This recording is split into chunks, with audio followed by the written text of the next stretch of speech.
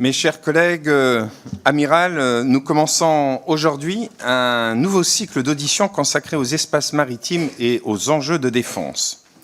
Pour le navigateur anglais Sir Walter Raleigh, qui contrôle la mer contrôle le commerce. Qui contrôle le commerce contrôle les richesses du monde et, par conséquence, le monde lui-même. Une phrase qu'aime souvent citer notre rapporteur marine Yannick Chenevard.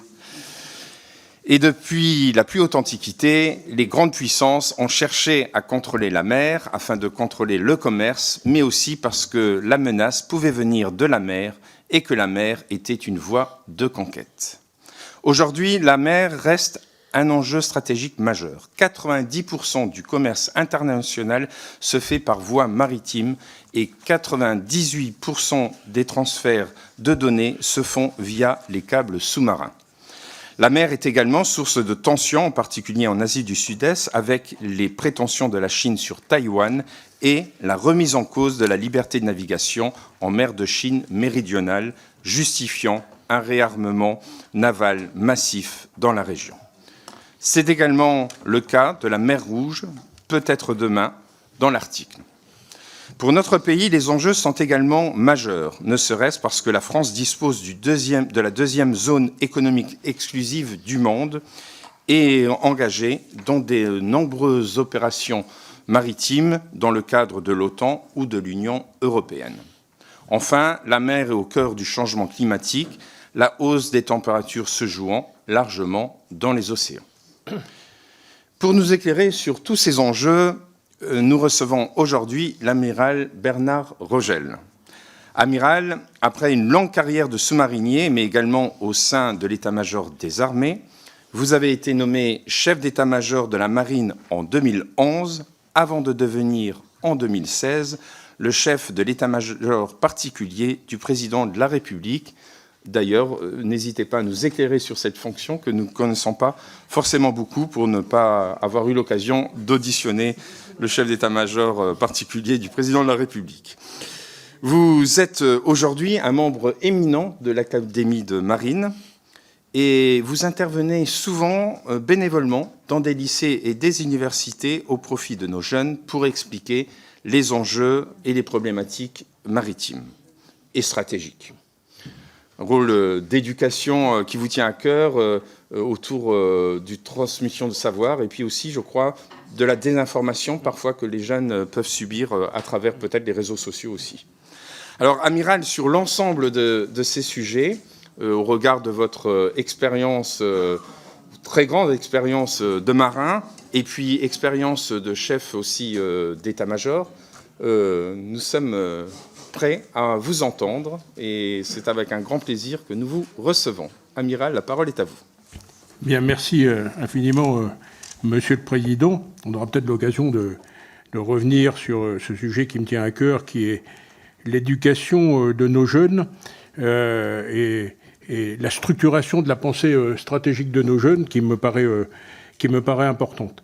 Monsieur le Président, Mesdames et Messieurs les députés, je vous remercie de m'avoir invité aujourd'hui à évoquer un sujet qui m'est cher, c'est-à-dire les enjeux de défense dans les espaces maritimes, même si j'imagine que vous avez dû en parler longuement lors de vos travaux d'actualisation de la revue stratégique.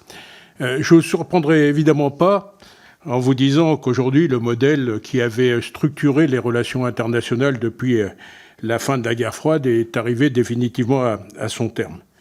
Donc, nous venons de quitter une période qui a été structurée par deux points, en tout cas vu du marin que je suis. Le premier point dont on parle peu mais qui est important, c'est celui de la mondialisation, c'est-à-dire l'organisation du monde dans un système d'échanges intercontinentaux qui passe par les trois espaces communs que sont la mer, l'espace exo-atmosphérique et la cyber. Ce système, il a été conçu que pour être un espace de liberté qui autorise le transfert des biens et des données entre les différents continents, qui est fondamental, on pourra y revenir dans les questions, mais qui est fondamental et qui ne devrait pas évoluer beaucoup dans la période à venir. Le deuxième phénomène structurant de cette période, eh bien, c'est que dans un grand moment de soulagement après la dislocation de l'Empire soviétique, c'est-à-dire entre 90 et 95, la guerre a déserté progressivement l'esprit de nos concitoyens, puisqu'il n'y avait plus de menaces existentielles à nos frontières. On a vu l'effort de défense baisser dans tous les pays occidentaux, et puis on était dans une période où finalement la domination, même si l'effort de défense baissait, la domination occidentale, militaire en tout cas, et probablement encore économique et technologique à l'époque, où cette domination occidentale était incontestable.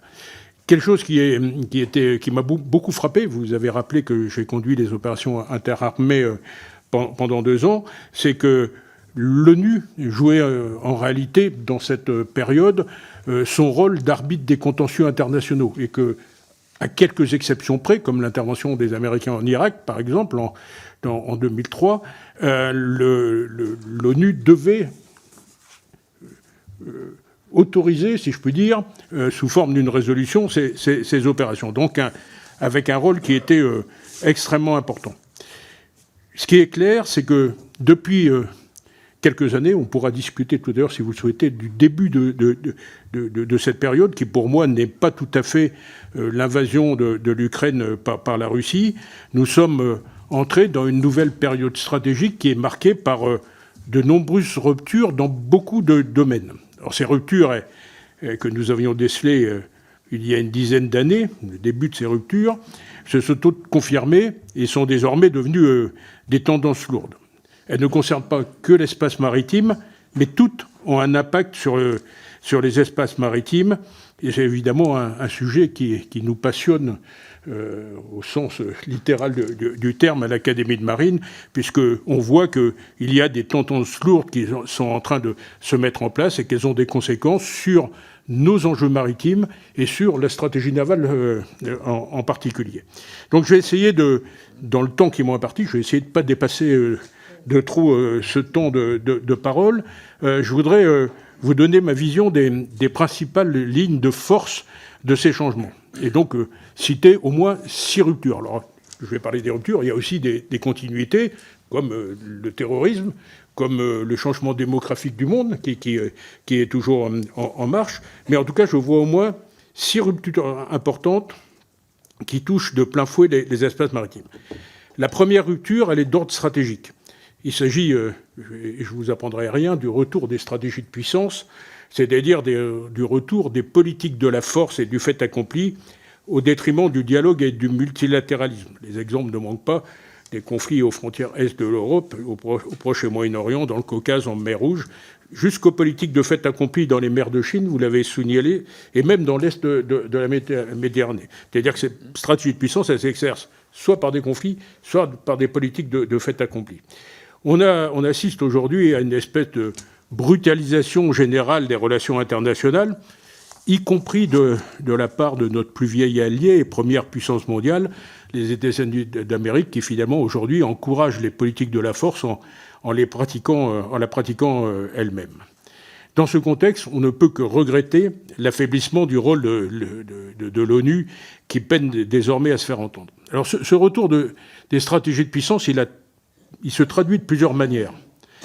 La première manière, c'est un réarmement généralisé d'ampleur, alors que l'Europe tardait à se réveiller de son assouplissement stratégique. Le monde se réarme et s'est réarmé à une vitesse vertigineuse. C'est particulièrement vrai dans le domaine naval, et j'y reviendrai.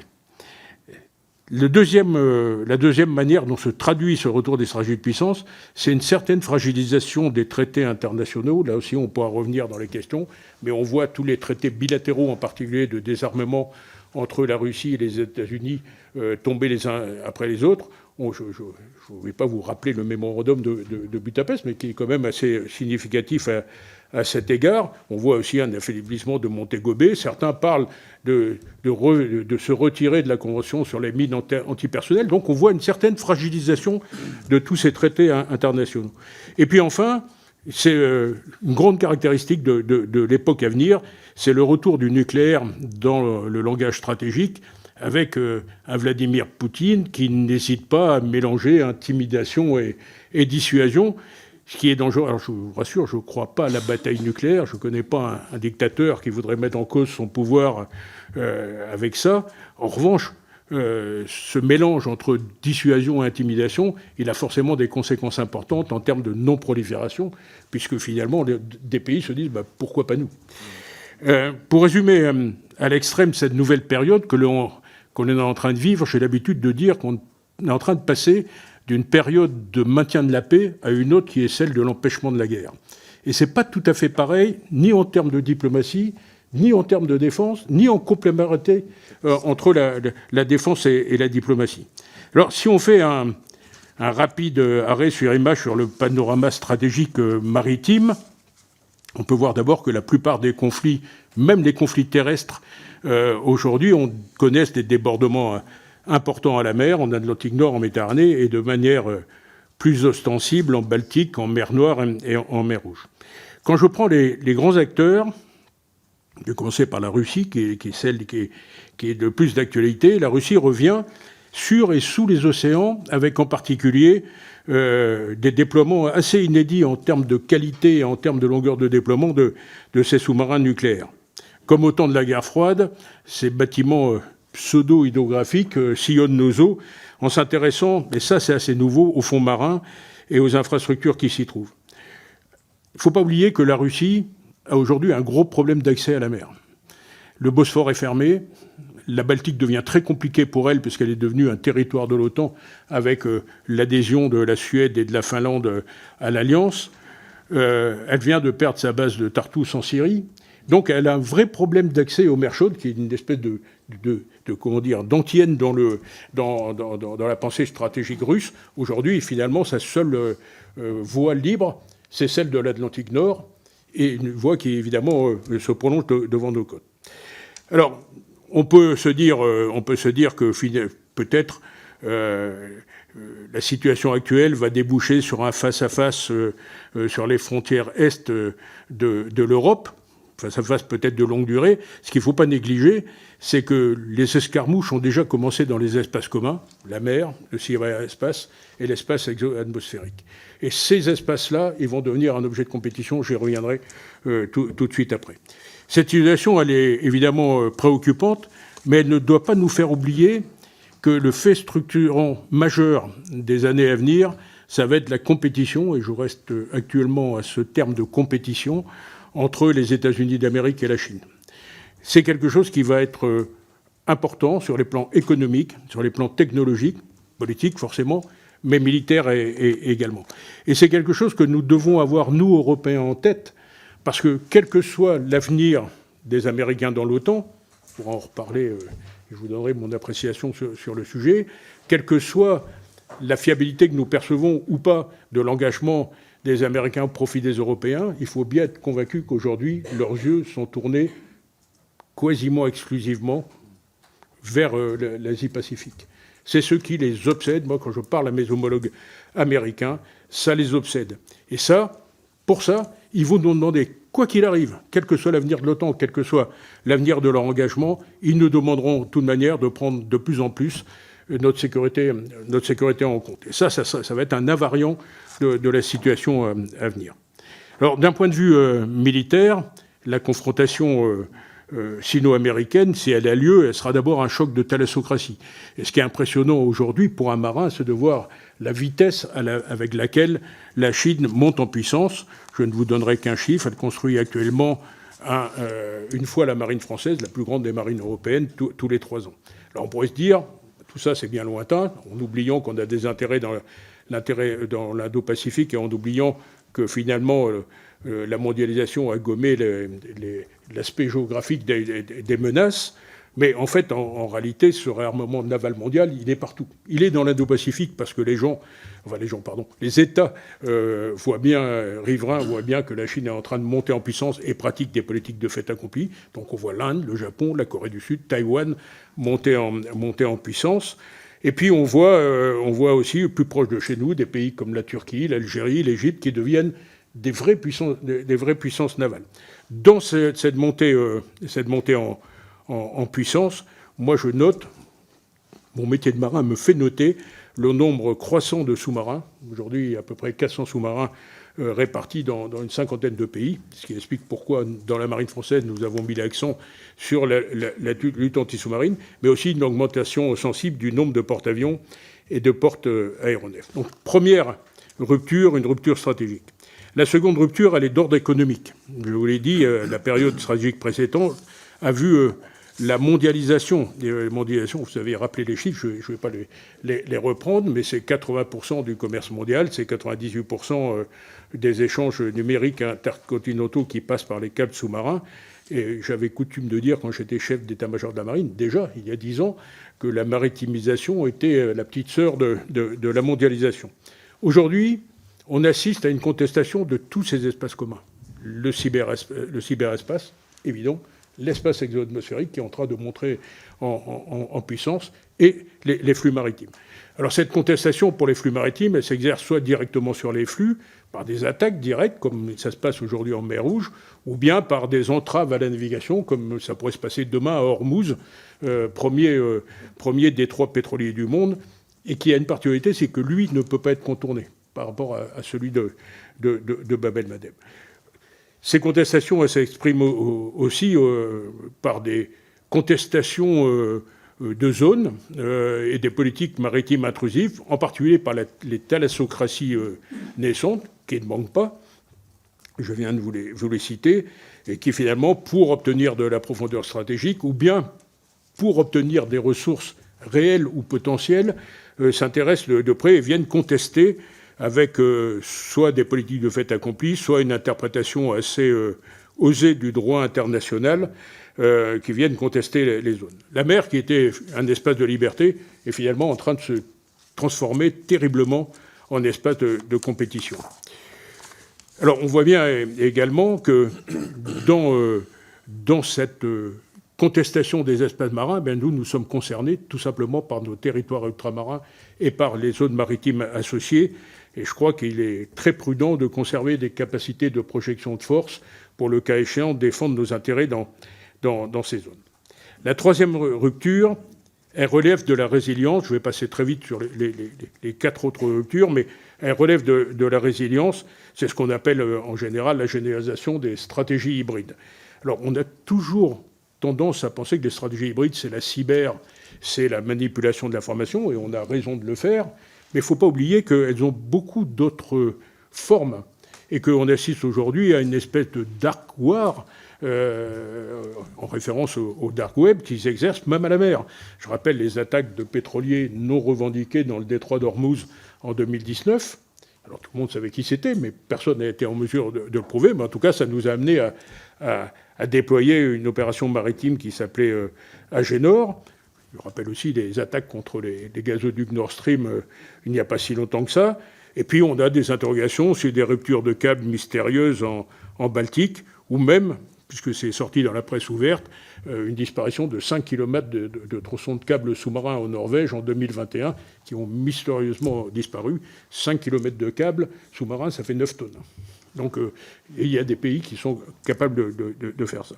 Or, dans le cadre maritime, on pourrait donner finalement carte blanche à notre imagination de l'utilisation massive des pêcheurs pour occuper des zones, à des agressions ciblées, à des cyberattaques massives contre les ports à conteneurs fortement automatisés, ou bien des pollutions soi-disant accidentelles de nos côtes. Et j'ai coutume de dire que dans le domaine des coups fourrés, le champ des possibles devient infini avec l'évolution technologique.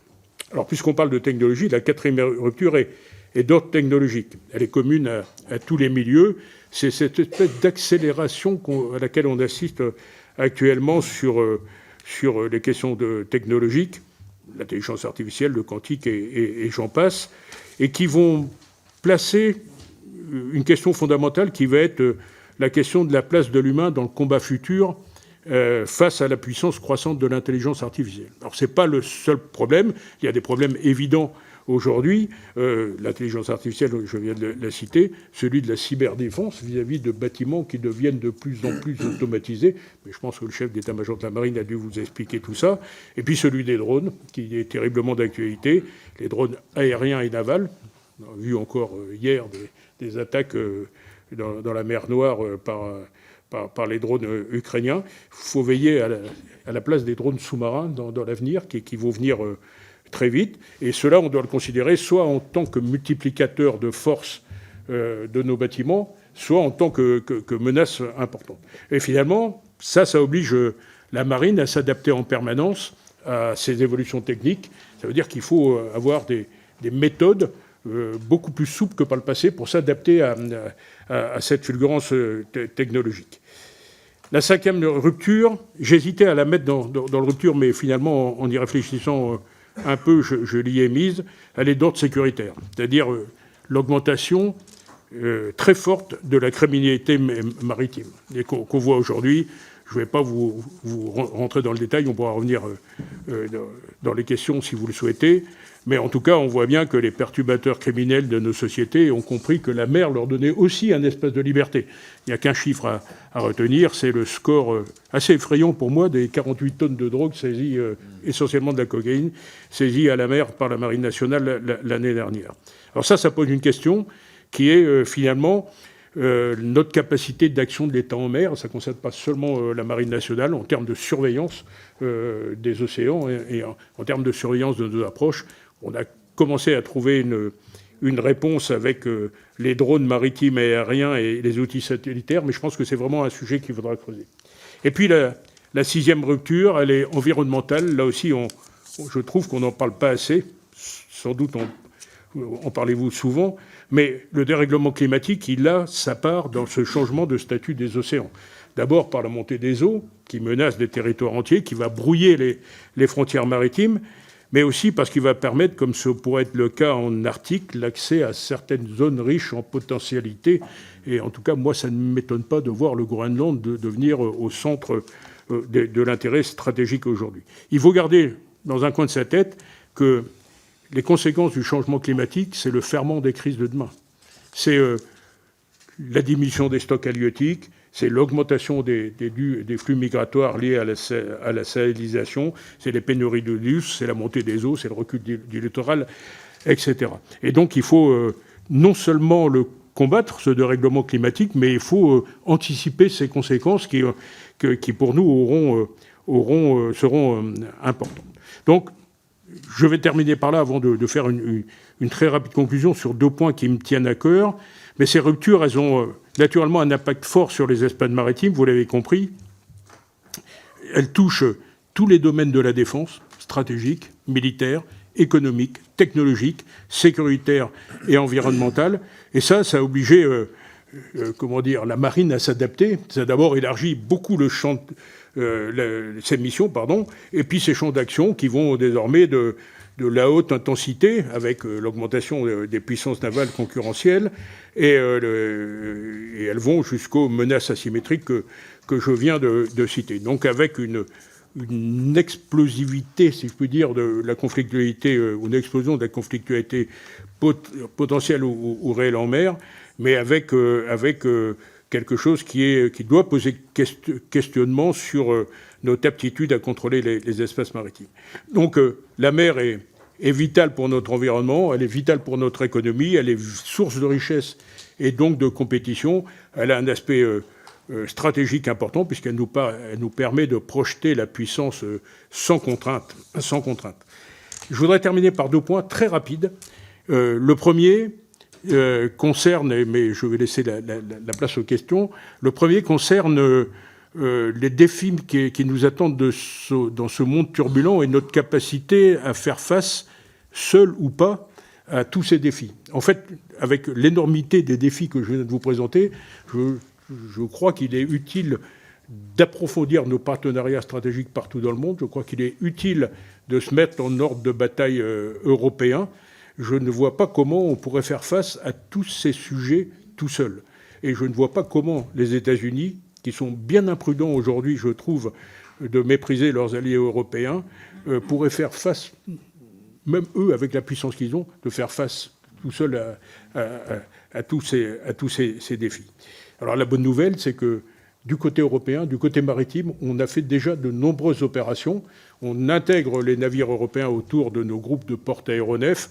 On a fait Agénor, Atalanta, Aspides, etc. Donc on a montré notre capacité à manœuvrer de concert. Le deuxième point, je l'ai déjà un peu cité, c'est nos territoires ultramarins.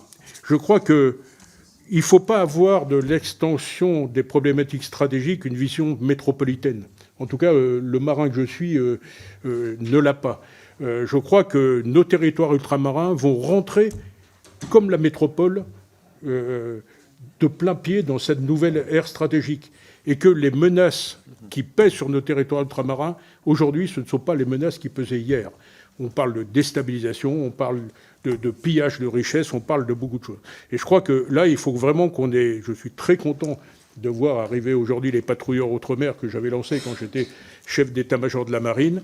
Ça nous renforce un peu la stratégie. Je suis très content de voir qu'on est toujours capable de faire des projections de puissance vers nos territoires ultramarins. Mais je crois vraiment qu'il faut qu'on ait une réflexion globale encore plus approfondie sur ce sujet-là. Monsieur le Président, Mesdames et Messieurs les députés, j'en ai terminé et je suis prêt à... Désolé d'avoir un peu dépassé le temps que vous m'avez donné, mais en tout cas, je suis prêt à répondre maintenant à vos questions. Merci, Amiral. Ne vous inquiétez pas. On aura le temps, de toute façon, de débattre parce que de nombreuses questions sont déjà inscrites et nous allons commencer par les orateurs de groupe pour 2 minutes avec Florence Goulet pour le Rassemblement national.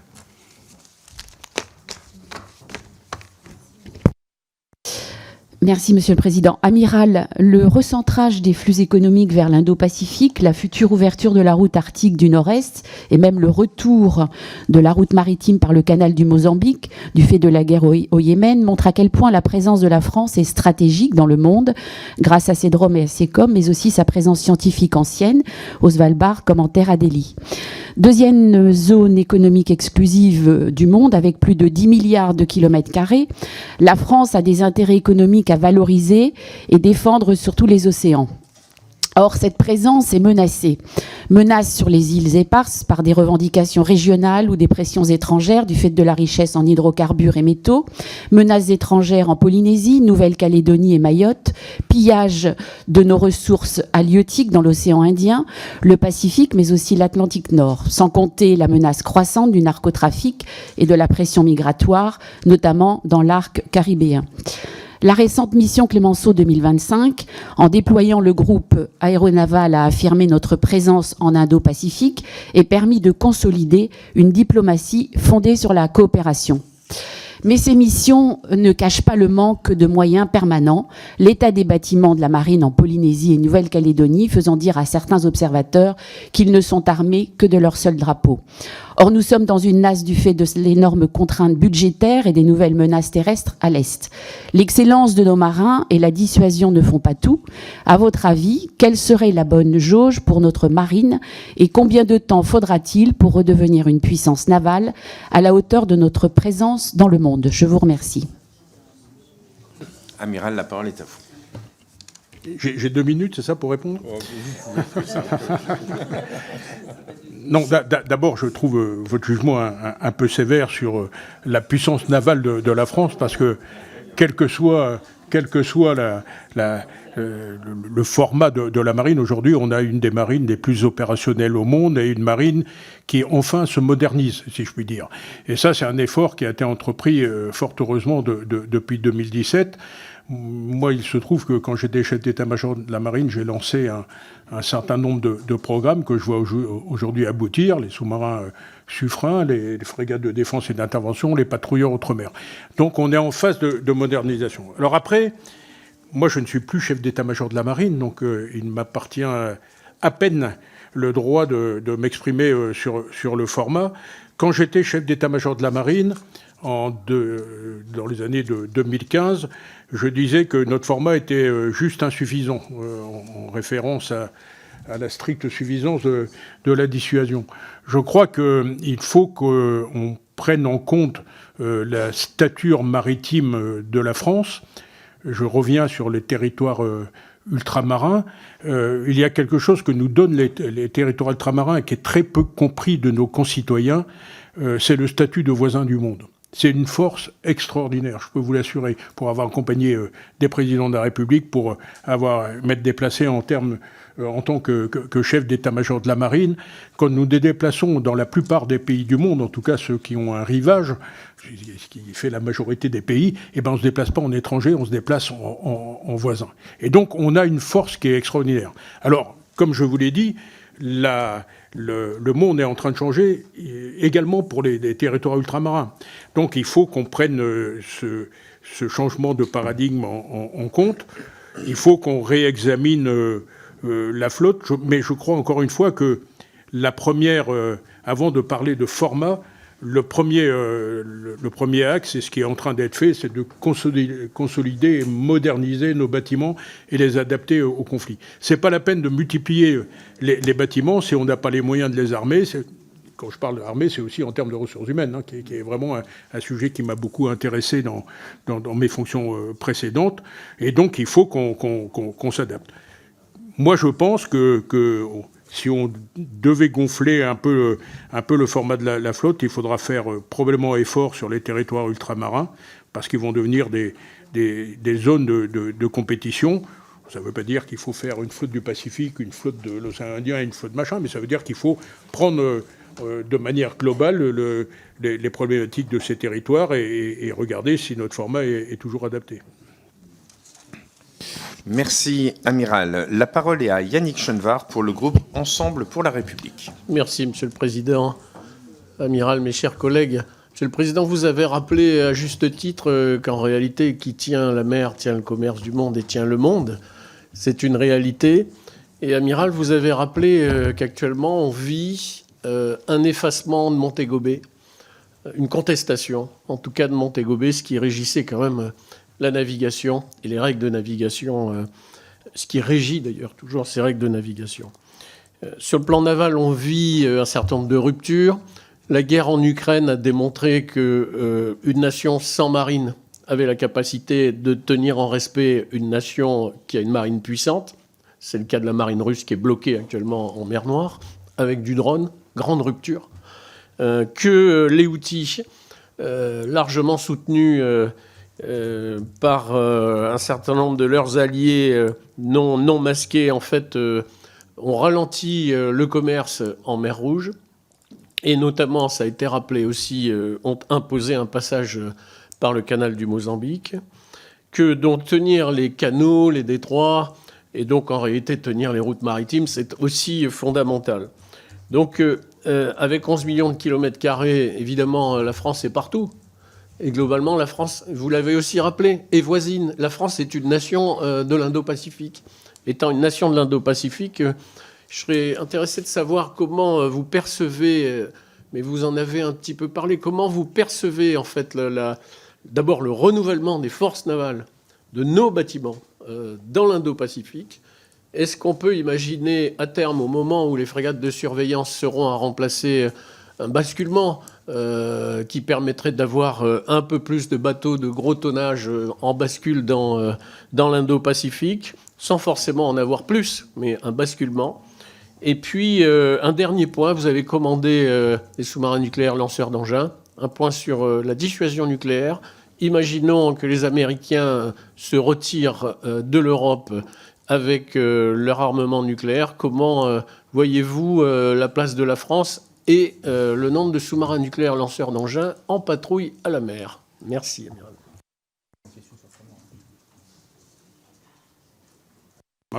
Pardon.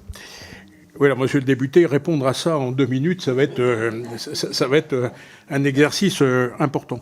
Moi, je crois qu'il y a quelque chose dont il faut avoir conscience, c'est que parmi le changement de mission de nos marines, et de la marine nationale en particulier, quand je dis nos marines occidentales et la marine nationale en particulier, c'est qu'on passe d'une période où finalement on a fait beaucoup de projections de puissance de la mer vers la terre, qui était l'essentiel des opérations que nous avons conduites pendant la période stratégique précédente. Et on est en train de passer, on a toujours cette mission-là, mais on est en train de passer au contrôle de zone. Et au contrôle de zone, au déblocage de détroits ou d'eau resserrée sous menace aéroterrestre. Donc on n'est pas tout à fait dans dans la même mission. Et là aussi, je vois, en tout cas, tout ce que j'observe de mon statut désormais de deuxième section, c'est que la marine s'adapte parfaitement à ce changement de mission. C'est bien aussi la polyvalence qu'on a recherchée et l'entraînement qu'on a recherché pendant des années.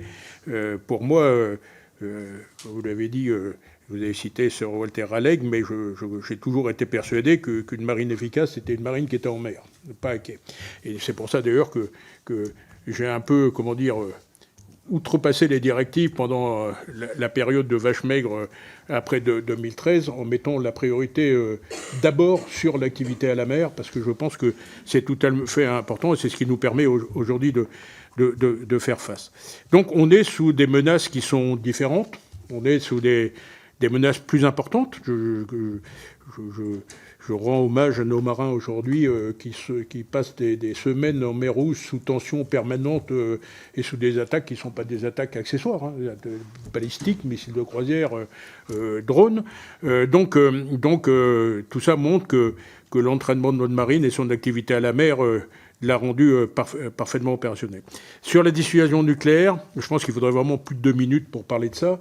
On est aujourd'hui dans une dissuasion par constat, c'est-à-dire que tout le monde convient que la présence de la dissuasion française reste une garantie de sécurité du continent européen, puisque plus la construction européenne se fait, plus les intérêts économiques, je ne parle pas encore des intérêts vitaux, mais les intérêts économiques et stratégiques se bâtissent. Je ne crois pas, et je ne crois pas que quelqu'un ait prononcé le mot à la dissuasion partagée. Je ne vois pas 27 boutons. La dissuasion, c'est toujours la crédibilité, donc elle restera nationale. Puis entre ça, il y a un certain nombre de missions qu'on pourrait proposer, en particulier l'accompagnement de raids nucléaires, etc. Mais là c'est sûrement pas moi qui vais vous donner la solution aujourd'hui, puisque la dissuasion, comme vous le savez, elle est d'abord d'ordre politique. En tout cas, j'ai une conviction, c'est que jusqu'à maintenant, on a construit l'Europe de la défense en faisant du bottom-up, c'est-à-dire en mettant des briques les unes sur les autres, et on a beaucoup progressé. Il ne faut pas sous-estimer tout ce qu'on a fait depuis quelques années sur l'Europe de la défense, mais on bâtit le mur en posant les briques et en espérant que le mur tienne droit. Je crois que maintenant, il faut changer. Alors, ça, c'est une décision qui doit se prendre maintenant, politique.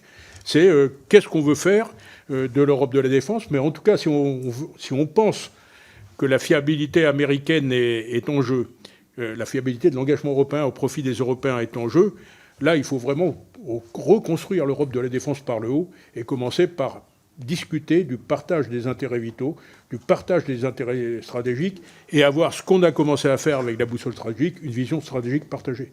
Sinon, ça ne marchera pas. On sent l'expérience du chef d'état-major particulier du président de la République qui s'exprime. La parole est à Christophe Bex pour le groupe La France Insoumise, Nouveau Front Populaire. Merci, Monsieur le Président. Amiral, les espaces maritimes ne se limitent plus aujourd'hui à la surface ou aux zones côtières. Ils recouvrent désormais ce qu'on appelle les nouvelles frontières de l'humanité, en particulier les grands fonds marins. Ces zones longtemps inaccessibles deviennent aujourd'hui des espaces stratégiques, à la fois pour leur richesse en ressources, leur importance écologique, mais aussi pour les enjeux de souveraineté qu'elles soulèvent. Or, la France, puissance maritime, a longtemps souffert d'un déficit capacitaire en la matière. En 2019, faute de moyens adaptés, elle a dû faire appel à une société privée nord-américaine pour localiser une épave à plus de 2000 mètres de profondeur. C'est pour remédier à ce constat qu'a été élaborée la stratégie MFM, maîtrise des fonds marins, qui vise à doter notre pays d'une capacité souveraine à connaître, surveiller et agir jusqu'à 6000 mètres de profondeur. 2 programmes emblématiques ont été lancés dans ces cadres. D'abord, le programme CHOF, qui prévoit le renouvellement des bâtiments hydrographiques à partir de 2027. Ensuite, le programme SLAM-F, système de lutte anti-mines futur, qui vise à moderniser en profondeur la guerre des mines. Dans ce contexte actuel de montée des tensions sur le globe et du flou concernant l'articulation de cette stratégie MFM avec les autres composantes de la lutte sous-marine, pensez-vous que les programmes SLAM-F et CHOF sont assez dimensionnés au regard de l'ambition française? Je vous remercie. Je vous remercie vraiment pour cette question, parce que je m'aperçois que je ne l'ai pas abordé pendant mon exposé liminaire, faute de temps. Mais je voudrais répondre de deux manières. D'abord, l'intérêt des grands fonds marins, il est assez récent, de manière générale. On avait en France une activité qui était celle des bathyscaphes dans le passé. Moi, j'ai grandi avec les exploits d'Archimède et en même temps que la conquête spatiale, d'ailleurs. C'était, etc. Et puis, c'est vrai qu'on l'a un peu délaissé au fur et à mesure du temps. D'abord parce que, sous contrainte financière, il faut faire des choix, mais aussi parce qu'on avait, à l'époque, je ne vais pas dire pas conscience, mais on n'avait pas totalement anticipé ce qui allait se passer. Ce qui allait se passer, c'est les câbles sous-marins, c'est-à-dire le fait que les échanges intercontinentaux de nos pays occidentaux en particulier, mais pas seulement, passent désormais par les fonds des mers. Et ce qui a appelé notre attention, et j'étais chef d'état-major de la marine à l'époque, en 2015, c'est de voir la Russie commencer à s'intéresser de près à ces câbles intercontinentaux. Et là, il y a une réflexion qui aboutit, comme vous l'avez dit, sur la stratégie de maîtrise des fonds marins, en disant, mais attention, finalement, on a sans doute sous-estimé ce sujet, parce qu'il a grandi très vite. Le développement des câbles sous-marins, il y a eu des câbles sous-marins depuis très longtemps, mais l'importance stratégique des câbles sous-marins, elle est assez récente. Donc on voit qu'on a pris en compte ce sujet, qui n'est pas d'ailleurs seulement un sujet de câbles sous-marins. La multiplication des champs éoliens, les échanges électriques. En Baltique, c'est tapissé de câbles électriques sous-marins du début à la fin. Donc la menace, elle n'est pas seulement sur les câbles sous-marins numériques, elle est aussi sur les infrastructures sous-marines. Donc c'est un nouveau champ de conflictualité qu'on a pris en compte. Je voudrais aussi souligner qu'il se trouve que dans toutes les missions bénévoles que je remplis, je suis ambassadeur auprès de l'objectif 10 France 2030 sur l'exploration des fonds marins, donc c'est un sujet que je connais bien. Je crois qu'on a changé de vitesse, là. On est vraiment sur quelque chose qui est fort. Je rajouterais que la connaissance des fonds marins, c'est pas seulement une connaissance stratégique, c'est une connaissance sur l'environnement. Et là aussi, rappelons-nous, et c'était un de mes énervements, je vais dire ça gentiment, de mes énervements quand j'étais chef d'état-major de la marine, où j'entendais parler de forêt équatoriale, et je passais mon temps à l'époque à rappeler que la mer était aussi importante pour l'environnement que les forêts équatoriales. C'était il y a 10 ans. Donc depuis 10 ans, on a beaucoup cheminé, on a beaucoup pris en compte tous ces sujets stratégiques et environnementaux, et je ne peux que m'en féliciter. Merci, Amiral. La parole est à Isabelle Santiago pour le groupe socialiste et apparenté. Merci, Monsieur le Président. Amiral, votre expérience à la tête de la Marine nationale, puis comme chef d'état-major particulier du Président de la République, vous place à une position stratégique pour évaluer les nouvelles menaces qui pèsent sur notre souveraineté maritime et sur nos intérêts vitaux en mer. Vous avez pu nous l'exposer et je vous en remercie. La puissance, on l'a dit, la France, c'est la deuxième puissance de l'espace maritime après les États-Unis. Pourtant, l'ampleur géographique de notre présence maritime, elle contraste avec les tensions qui sont croissantes sur nos moyens, surveillance, permanence à la mer, renouvellement de nos capacités. Aujourd'hui, plusieurs zones sont redevenues des espaces, vous l'avez dit aussi, hautement stratégiques. Et donc, je pense bien sûr à l'Indo-Pacifique, à la montée en puissance navale chinoise, dont vous avez parlé, et puis évidemment la mer du Nord, la mer Baltique, désormais au cœur de cette guerre hybride permanente. Les attaques ou sabotages présumés sur les câbles sous-marins et les gazoducs, comme Nord Stream, ont révélé la vulnérabilité critique de nos infrastructures en eau profonde. Or, ces câbles qui acheminent plus de 95% des communications mondiales, vous venez aussi de l'évoquer, sont devenus des cibles stratégiques.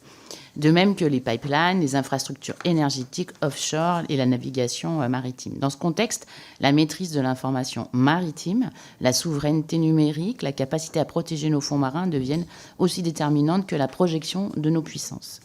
On dit que le soleil ne se couche jamais sur la République. Et j'ai eu la chance d'être l'auditeur à l'IHC2N de l'ESM 8 avec l'amiral Valin et de faire une année autour des enjeux maritimes. L'amiral Vendier disait « Ce qui n'est pas surveillé est pillé. Ce qui est pillé est revendiqué. » D'ailleurs, c'est une belle expression qu'on pourrait voir actuellement dans l'Indo-Pacifique, où tout le monde plante son petit drapeau. Ces menaces imposent évidemment à la France de disposer de moyens de surveillance à la mer. Et donc, amiral, comment renforcer notre capacité ? On a eu beaucoup de débats pendant la LPM, et j'ai fait partie aussi de ceux... C'était presque un... J'étais à l'IHEDN à l'époque, donc c'était un peu un privé joke avec mes amis de l'IH, mais c'est vrai que j'avais déposé l'amendement sur le deuxième porte-avions, et en tout cas sur l'étude d'un deuxième porte-avions. Et ces débats sur les fonds marins, sur le cyber, sur évidemment toutes les questions environnementales, mais aussi pour l'ensemble de l'aspect que mènent les actions à la mer. Est-ce que vous pouvez nous préciser, je finis, est-ce que vous pouvez nous préciser en fait si nous avons bien calculé nos investissements à venir? Merci, amiral. La parole est à vous. Oui, merci madame de cette question qui est primordiale. D'ailleurs, ça me fait penser que je n'ai pas répondu tout à fait à la question de M. Chenevard tout à l'heure sur la priorisation des moyens. Et je vais profiter de la réponse à cette question pour le faire. Je crois que vous êtes bien placé pour le savoir, l'établissement d'une loi de programmation militaire, elle ne tient pas compte seulement des enjeux maritimes. Et on est dans un modèle complet qui, à mon avis, était nécessaire. C'était d'ailleurs l'un des enjeux du livre blanc de 2013. Il y avait plusieurs solutions pour pallier à la diminution des budgets. C'était de dire on garde le modèle complet, mais on descend un peu le format partout, ou bien on coupe une jambe quelque part. Le choix que nous avons suggéré à l'époque, les chefs d'état-major ensemble, tous les chefs d'état-major ensemble, c'était de dire il faut mieux qu'on garde le modèle complet, parce que si quelque chose se passe demain, on sera capable de remonter en puissance. Aujourd'hui, quand je vois ce qui se passe, je me dis que finalement, on a bien fait. On a bien fait. Après c'est un équilibre entre les différents milieux. Je ne dis même plus entre les différentes armées, puisqu'il faut y rajouter le cyber, les fonds marins, l'espace atmosphérique, etc. C'est un équilibre à trouver.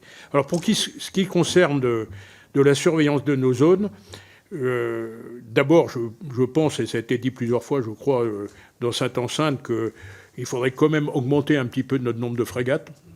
Le deuxième porte-avions...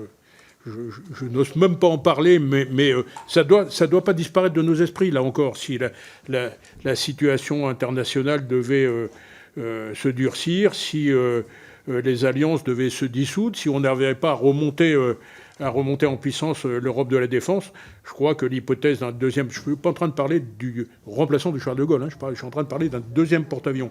Et ben, cette hypothèse-là, il faut la garder. Après, est-ce que c'est budgétairement accessible ? Je vous renvoie à ce devoir qui est extrêmement compliqué. Mais en tout cas, il faut que, sur le segment frégate, il faut probablement renforcer un peu. De toute manière, ça fait des années qu'on répète tous ensemble qu'il faut 18 frégates et qu'on en a 15. Donc un jour, on finira peut-être par avoir 18 frégates. Mais au-delà de ça, je pense qu'il faut aussi repenser notre manière de surveiller pour économiser nos moyens, en particulier nos frégates de premier rang. Et je pense que on a commencé à le faire, mais je pense qu'il faut droniser de manière plus importante la surveillance des espaces maritimes et singulièrement outre-mer. Je pense que c'est un axe d'effort qui n'est pas très, très onéreux, mais avoir des drones moyenne altitude, longue endurance, comment dire, des drones mâles de surveillance maritime, c'est déjà une réponse. Les drones navals vont être aussi une réponse. Donc il faut qu'on change de manière d'appréhender la surveillance. Et on ne pourra pas mettre des bateaux partout. C'est d'ailleurs ce qu'on a fait dans les terres australes, avec une surveillance satellitaire pour éviter... Alors, la surveillance satellitaire, la surveillance par drone, ça ne permet pas d'intervenir sur des criminels ou des gens qui sont en infraction, mais ça permet au moins de les détecter et d'économiser nos moyens. Donc je pense que c'est une piste qu'il faut avoir en tête, et je pense que, en particulier sur les territoires ultramarins, c'est vraiment une piste intéressante.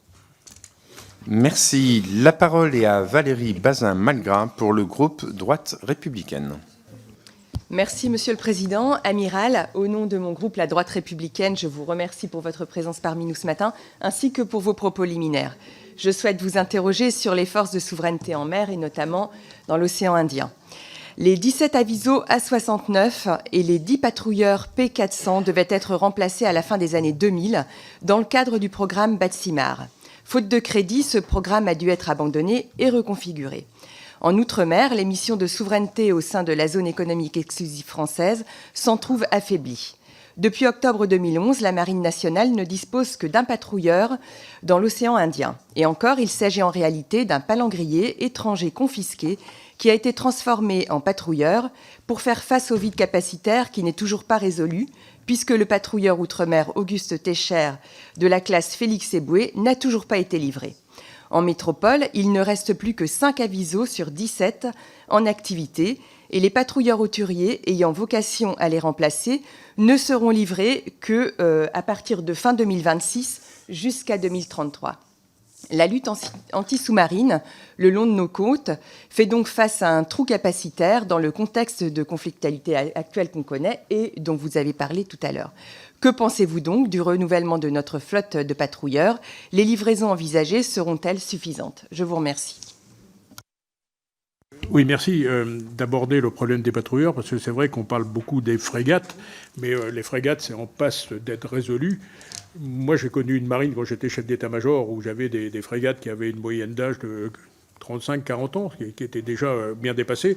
Aujourd'hui, on arrive à renouveler, en tout cas, on a une vision assez claire avec la modernisation des FLF, avec l'arrivée des FDI, des frégates de défense et d'intervention. Pardon, j'ai toujours tendance à employer des trigrammes.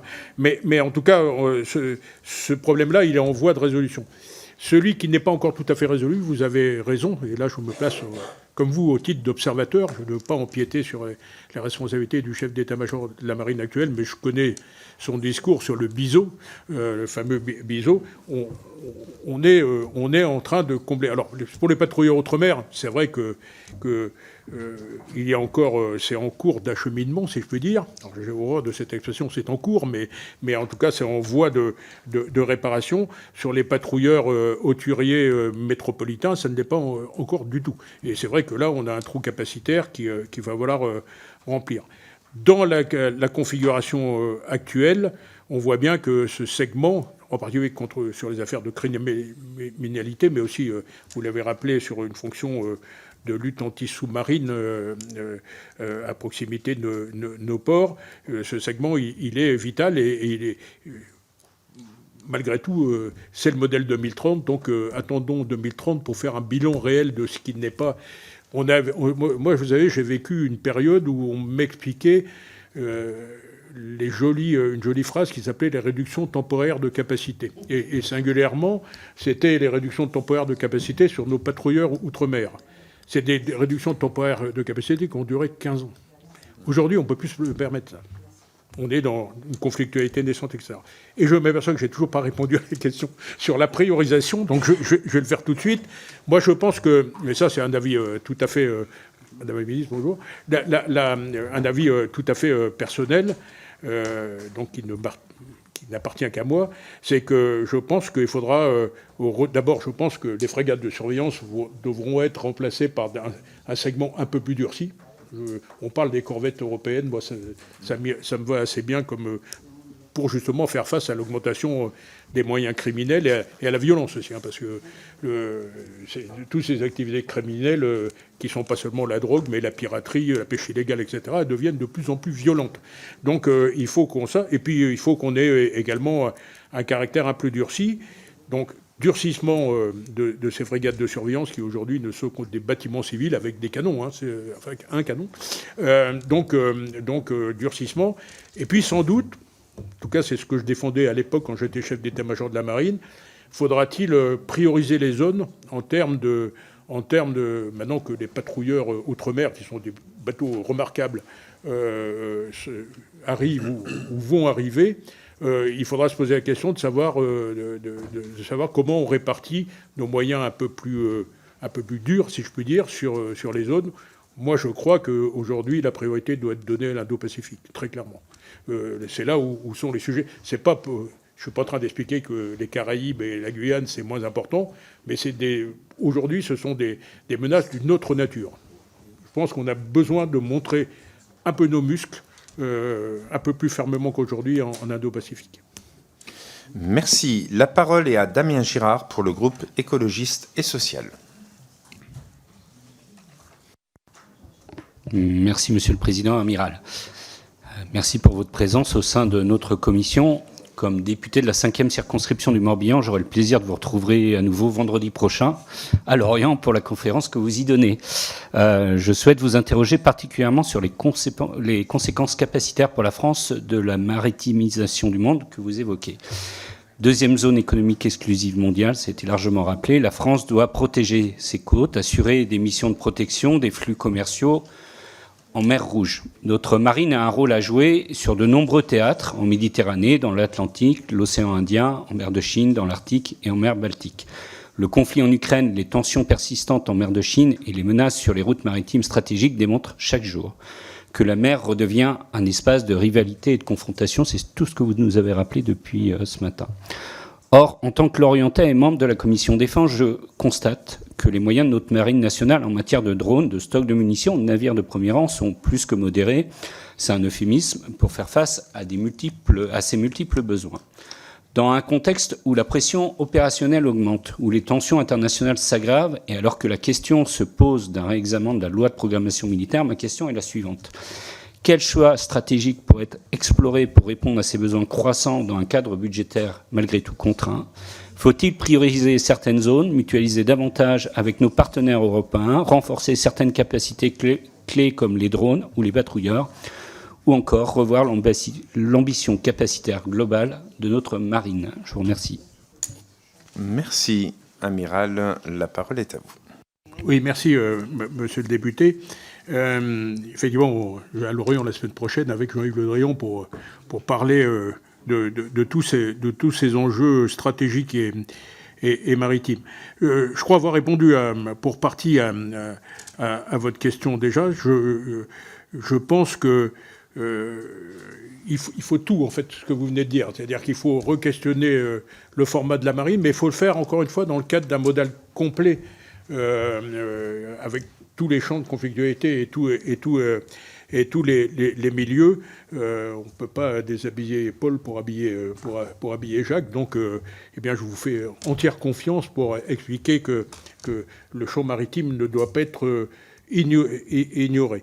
Ensuite, on a beaucoup de solutions pour augmenter. Les drones le drone en est une de ces solutions.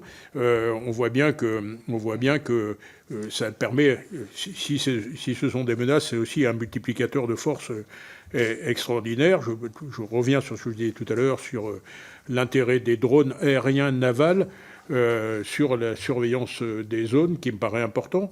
Et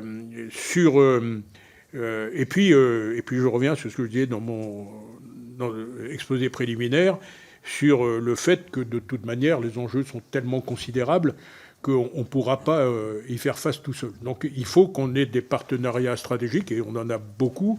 Il faut qu'on augmente notre capacité européenne, mais encore une fois, le domaine naval est un domaine où on a beaucoup avancé depuis l'opération Atalanta de 2009, si je me rappelle bien, jusqu'à l'opération Aspides aujourd'hui. Donc on voit bien qu'on est capable de faire des choses ensemble, y compris dans la haute intensité, comme cette expression qu'on emploie aujourd'hui pour expliquer le combat symétrique.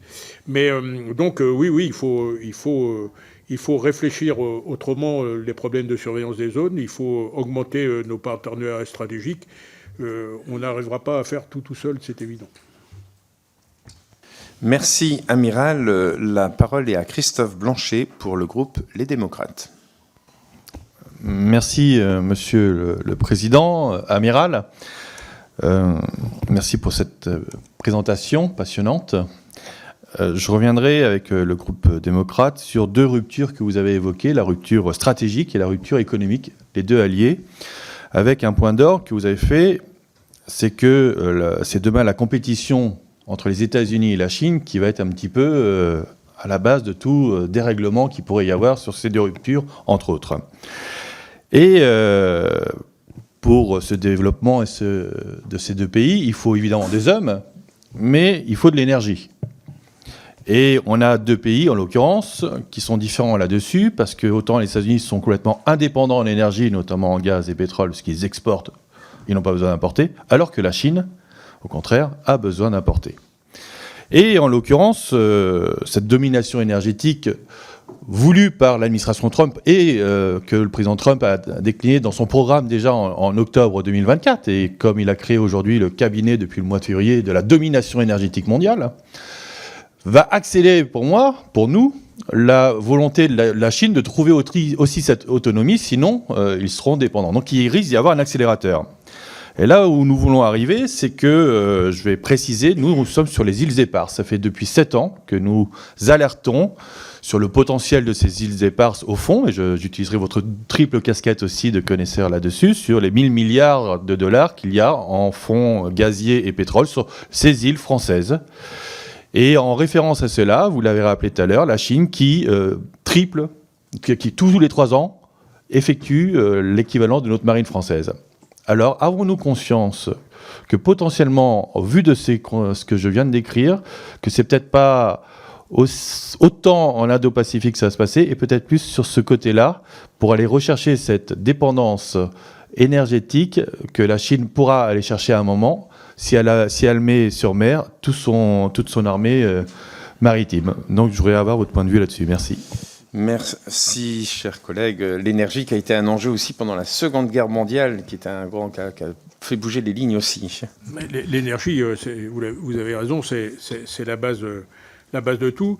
Là où vous avez particulièrement raison, c'est de rappeler l'indépendance énergétique des États-Unis, qui change un peu leur vision du monde, et en particulier qui change un peu leur vision d'un détroit comme Hormuz, par exemple. Je rappelle que les États-Unis, si mes souvenirs sont bons, je ne voudrais pas dire de bêtises, mais si mes souvenirs sont bons, le Texas, ça doit être le 5e État producteur mondial, je crois, et la Pennsylvanie, toujours si mes souvenirs sont bons, ça doit fournir du gaz par fracturation autant que la production du Qatar. Donc c'est quelque chose dont on a pris réellement conscience il y a quelques années, de se dire finalement les États-Unis ont moins de dépendance. Alors c'est vrai pour les énergies fossiles, ça n'est pas vrai pour les terres rares. Et là, je peux presque inverser la copie et dire la Chine a un monopole important sur les terres rares et les États-Unis sont en manque, si je puis dire. Ce qui explique d'ailleurs cette compétition chinoise, tout ce qui se passe aujourd'hui dans la tête du président américain. Quand vous comprenez que cette compétition Chine-États-Unis est fondamentale pour les deux pays, et je parle bien encore de compétition, qu'elle s'exercera dans les domaines économiques, technologiques, parce que la technologie, ça va être une bataille dantesque aussi. Et là, l'Europe, il ne faut pas qu'elle soit démunie, parce que celui qui gagnera la bataille technologique, il gagnera la bataille des normes, des standards. Et là, en termes de souveraineté, on est déjà passé pas loin avec la 5G et la dominance chinoise, mais il faut qu'on ait ça dans notre tête. Donc, oui, bien sûr, cette bataille économique, elle va faire rage.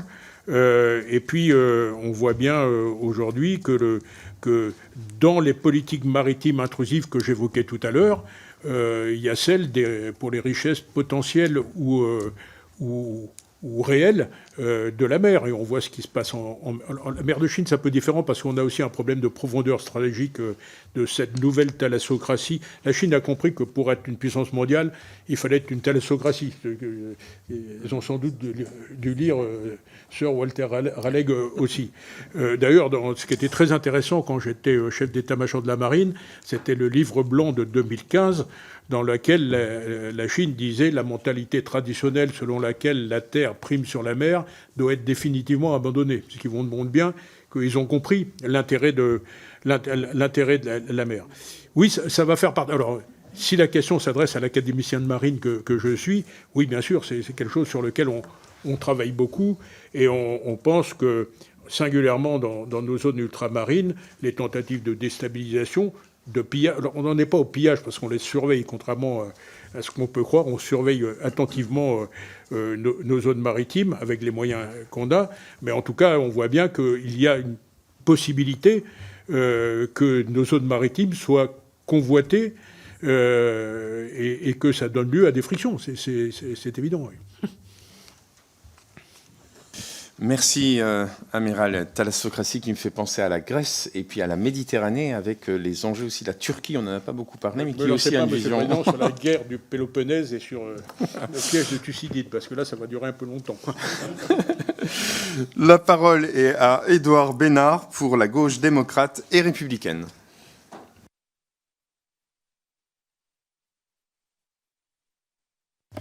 Merci, Monsieur le Président. Amiral, vous avez évoqué les câbles sous-marins, notamment sous l'angle des investissements à venir, et ce, à juste titre, puisque 99% du trafic Internet intercontinental circule dans des câbles sous-marins. Et leur sabotage se multiplie depuis le début de la guerre en Ukraine, faisant peser de nombreuses craintes pour nos données, nos ordres militaires ou encore nos transactions bancaires. Coupure suspecte au large de la Norvège, sabotage en mer Baltique qui a été évoqué aussi précédemment. Presque systématiquement, les regards se tournent vers la Russie et sa flotte fantôme qui ont fait des fonds marins leur nouveau lieu de prédilection pour mener à bien leur guerre hybride. Pire encore, rien ne dit que cette guerre silencieuse ne vienne pas impacter nos territoires ultramarins, parfois connectés à l'aide d'un câble seulement.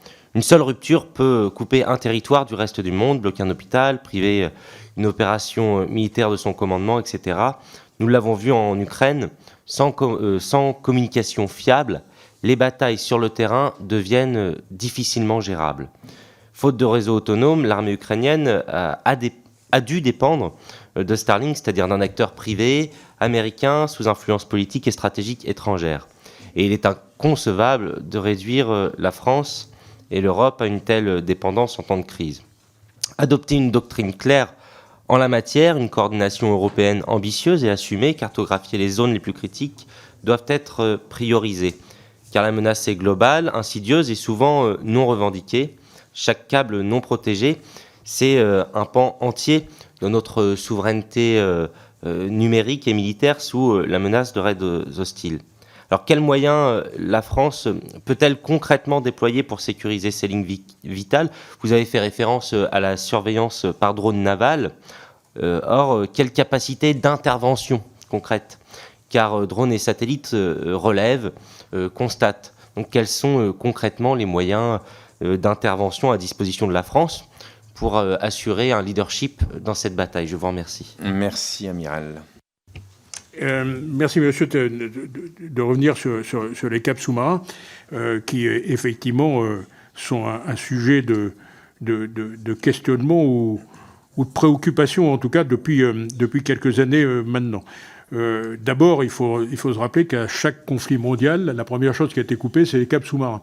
Alors, à l'époque, c'était moins embêtant parce que l'essentiel du trafic était un trafic radio et les câbles sous-marins servaient à la télégraphie. Aujourd'hui, tout passe par les câbles sous-marins, donc une coupure serait dommageable. Il faut quand même rester raisonnable et se rappeler qu'il y a beaucoup de câbles sous-marins et qu'avant de couper tous les câbles sous-marins en même temps, ça serait quand même extrêmement compliqué. Néanmoins, et dans le cadre des stratégies hybrides, on ne vise pas une action destructrice, on vise des actions déstabilisatrices. Et si on coupe des câbles sous-marins, ça c'est mon avis en tout cas, de réseaux qui sont déjà sursaturés, ça peut créer du trouble et des dysfonctionnements. De la même manière, quand on détourne un flux maritime, on arrive rarement à le couper, sauf à Hormuz peut-être, mais on arrive à le détourner, c'est ce qui se passe aujourd'hui. Tout ça fait des perturbations qui impactent nos sociétés directement. Alors, quelles sont les solutions ? D'abord, c'est la solution qui a été développée par notre pays et par notre marine de stratégie de maîtrise des fonds marins, c'est-à-dire augmenter nos moyens pour savoir ce qui s'y passe. Je rappelle que le premier moyen de savoir ce qui s'y passe, c'est de surveiller les bâtiments adverses louches, si je puis dire. C'est ce qu'on fait avec le Yantar russe. Il n'y a pas que des Russes qui pratiquent ça, quand même. Faut se rappeler, toutes les grandes puissances, aujourd'hui, ont un volet seabed warfare qui est intéressant d'examiner. La Chine, les États-Unis depuis très longtemps. Donc, il faut garder ça. Donc, premier état, faire l'état des lieux et surveiller les bateaux et les sous-marins qui seraient capables d'intervenir. Parce que la Russie, en particulier, a des sous-marins qui sont spécialisés dans ce domaine, avec des bathyscaphes, des anciens SNLE, avec des bathyscaphes qui sont clampés sous ce SNLE. Donc, il faut les surveiller. La deuxième chose, c'est de s'assurer qu'en cas de coupure, on soit capable de les réparer. Et là, coup de chance, pas tout à fait de la chance quand même, c'est des politiques menées depuis des années, eh bien on a des entreprises très capables, Alcatel, Orange, pour ne pas les citer dans le domaine de réparation des fonds marins. Ça a été d'ailleurs l'objet d'une campagne de protection de ces entreprises pour éviter qu'elles ne partent, ou qu'une partie d'entre elles ne partent sous d'autres cieux. Et puis il y a comment dire, ce qu'on peut faire en plus pour diminuer la vulnérabilité. La première chose qu'on pourrait faire, puisque les câbles sous-marins sont sensibles parce que les données passent leur temps à transiter entre différents continents, de se poser la question si il serait quand même pas temps de faire des clouds en Europe pour qu'on évite de faire des transits extrêmement. Et ça, c'est un sujet qui est plus vaste que celui du maritime uniquement. Donc, on couvre quand même, on a quand même une flotte de câbliers qui est extraordinaire en France. Hein. C'est une pépite. Hein. Alors, cette pépite-là, il faut la protéger. Merci, Amiral. La parole est à Mathieu Bloch pour le groupe UDR. Merci, Monsieur le Président. Amiral, merci pour vos propos liminaires et tous les propos auxquels vous avez répondu ce matin, qui nous ont beaucoup éclairés. J'avais prévu de vous poser une question, mais vu que le groupe passe en dernier, souvent elle est déjà prise, donc je vais vous parler du porte-avions nouvelle génération. Donc on sait que son coût est de 10 milliards d'euros, que c'est un intérêt majeur de projection pour nos forces. Ma question porte sur l'immense défi que représente la défense d'un tel bâtiment face aux missiles hypersoniques de nouvelle génération dont sont dotés nos adversaires comme la Russie ou la Chine. On sait que les missiles Aster 15 et Aster 30 prévus pour équiper le bâtiment sont efficaces contre des missiles de croisière, mais très peu efficaces malheureusement contre des missiles hypersoniques. Les canons de 40 mm qui seront embarqués, eux, ont un rayon d'action limité à environ 4 km. Des mesures de leurre avancées sont, eux, on le sait, en développement.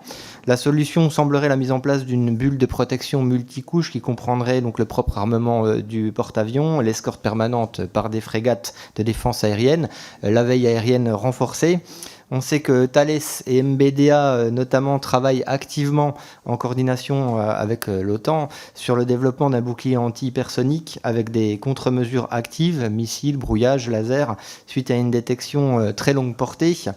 Le porte-avions est un instrument politique, on le sait, amiral, c'est un instrument de projection important. Il trouve un intérêt majeur dans le cadre d'un conflit asymétrique. On l'a vu avec le déploiement notamment du Charles de Gaulle au large de la Libye. Mais la question se pose sur sa résilience à faire face à un conflit de haute intensité, face à une grande puissance qui serait dotée des dernières technologies hypersoniques. Alors que l'armée de l'air, on le sait, a démontré sa capacité de projection en un temps record à l'autre bout du monde très récemment, à l'aune de l'émergence des technologies hypersoniques, quel est désormais le ratio coût-efficacité-vulnérabilité de la construction de porte-avions pour un pays comme la France ? Je pense que la question aujourd'hui peut se poser. Et on peut aussi, vous en avez déjà évoqué quelques mots tout à l'heure, mais se poser la question de la construction éventuelle d'un deuxième porte-avions, si ce ratio reste positif, pour éviter une rupture capacitaire lors des phases de maintenance du premier. Oui, merci pour cette question. Alors d'abord, je vais vous faire une réponse que je fais souvent. Un porte-avions qui bouge, c'est toujours moins sensible à une attaque quelle qu'elle soit qu'une base qui ne bouge pas. Un porte-avions, ça fait 1000 km par jour. 1000 km, c'est Brest à Strasbourg. Donc il faut le trouver d'abord. Ça, c'est la première réponse. La deuxième réponse, c'est qu'on ne parle jamais du porte-avions, on parle du groupe aéronaval. Et qu'il n'y a pas une infrastructure en France ou à l'étranger aujourd'hui qui soit aussi bien protégée que le porte-avions. Donc vous faites le compte de tout ce qu'il a autour de lui, des frégates de défense ASM, des frégates de défense anti-aérienne, etc. Donc cette pseudo-vulnérabilité qui sort de je ne sais pas où, du porte-avions, elle doit être quand même relativisée. Alors c'est vrai qu'il y a des nouvelles armes qui se développent, dont il restera à montrer l'efficacité d'ailleurs, hein, parce qu'on parle beaucoup de tout ça, mais on en voit peu actuellement, même si c'est certain que les missiles hypersoniques sont en train de les développer. Nous-mêmes, on est en train de les développer. Mais ça fait partie de la lutte du bouclier et de l'épée. Et notre puissance industrielle et technologique est telle que je pense qu'on arrivera à maîtriser ce sujet-là. La question qui se pose, vous parliez de la projection, oui, on peut toujours se projeter partout, sauf quand on ferme les frontières terrestres et aériennes. Ce que j'observe aujourd'hui en péninsule arabo-persique, c'est qu'il y a plein de pays qui ne veulent pas être au milieu de la bagarre entre Israël et l'Iran, et qui vont fermer leurs frontières terrestres et aériennes. Et qu'est-ce qui nous restera là? Regardez ce que font les Américains. Leurs deux moyens pour lutter contre les Houthis aujourd'hui, c'est 2 porte-avions, le Vinson et puis je sais plus lequel. C'est pas le développement des bases qu'ils mettent ailleurs, parce que les espaces aériens se fermeront. Et ça va devenir... Il y a plein de pays qui ne veulent pas se retrouver co-belligérants, même passifs. Donc le porte-avions aujourd'hui, il nous donne cette capacité de nous projeter n'importe où, y compris dans nos propres zones maritimes. Dans la période qui vient, rappelons-nous des Malouines, c'est peut-être un peu loin, mais peut-être qu'un jour on sera obligé de développer de la projection de puissance pour aller défendre nos zones d'intérêt.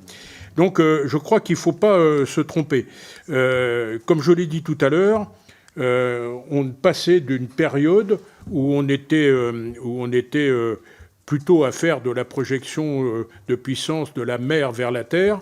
Aujourd'hui, on va se retrouver à faire du contrôle de zone. Et quand je dis du contrôle, c'est du contrôle actif. C'est-à-dire qu'il faudra se battre pour contrôler des zones qui peuvent être proches ou pas de la Terre, des zones qui s'appellent le conflit de haute intensité à la mer. C'est une hypothèse assez plausible également, compte tenu des puissances navales qui sont en train de monter, avec des frictions qui pourront arriver. Donc gardons-nous bien de jugements hâtifs. La capacité d'un porte-avions, c'est quand même l'emport de beaucoup de chasseurs, et pas seulement de chasseurs, parce qu'on oublie souvent de citer la capacité de renseignement du porte-avions. Quand un groupe aéronaval se déplace, c'est toute une zone qu'on est capable de contrôler. Et ça, on est les seuls à savoir le faire. La France sans porte-avions ne serait plus la France. Ah si, on pourrait se dire, à ce moment-là, la France ira escorter les porte-avions italiens ou les porte-avions turcs.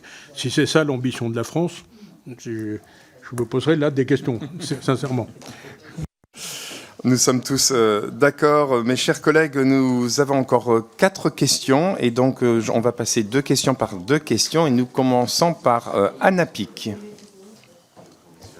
Merci, Monsieur le Président. Je voulais revenir sur quelques points, même si évidemment beaucoup de choses ont été dites.